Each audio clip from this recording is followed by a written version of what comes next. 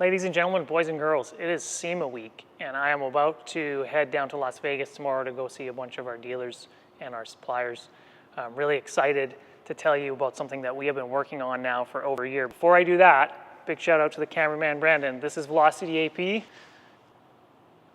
Where getting to point B is not the point at all. We're all about the journey here, folks. And what a journey this has been.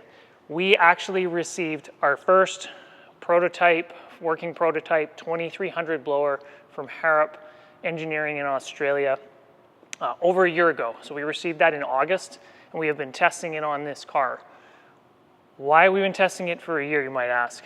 Listen, this is way beyond your basic stage 1, stage 2 modification. This is pushing the limits of this engine and drivetrain, and we need to make sure that if we sell you a package, that it works the way that we say it will, and that it's as safe as we can possibly make it for your engine. So, here in British Columbia, Canada, you might think of Canada as being the land of snow and frost and cold weather. We're actually located in Canada's only desert, and we have been testing this specific supercharger and a bunch of our ancillary products required to run it in temperatures in excess of 40 degrees Celsius, 100 degrees Fahrenheit for our American friends, but hot, hot, hot, hot, and running it to see what it'll do.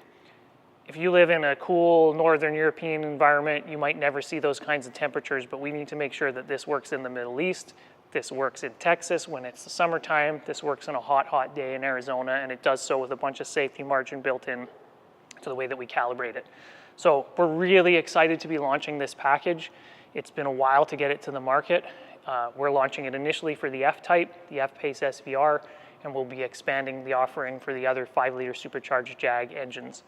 What have we done? So the stock blower on these cars is 1900 displacement. This is a 2300, so we've got about 20% more displacement. It means we can move more air. It means that even at the same pressures, we're able to push more air in there. More boost, more power.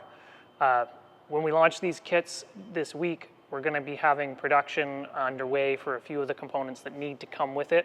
You cannot run this kit and not run any cooling. It is not going to make more than stock power unless you have our cooling package on it. So all of that stuff is going into production. We're hoping to ship the first kits in January of 2025. We have 20 of these bad boys on a pallet ready to go. We're just waiting for the other bits and pieces to come in so we can get these out the door. I know a ton of you have been excited about it, judging by the volume of messages that we've got. And we probably expect these first 20 are going to sell out pretty quickly. We'll show you the dyno graphs. Brandon's going to cut some of that into the video, but we have been fortunate enough to get this very, very close to 750 horsepower. Leave our dyno graphs showing 747 at the crank and 700 foot-pounds of torque, again at the crank. Unbelievable torque curve on this.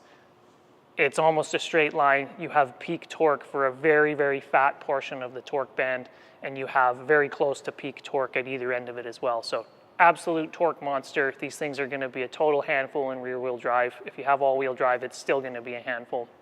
We're very excited to launch the packages. Includes a full carbon fiber intake system, water methanol injection, some upgrades and changes to the tensioning assembly on the engine to make sure that this can drive without slipping, and a couple other cool little items that you can choose to customize the kit a little bit for a little bit of extra upgrade. So very excited to launch this.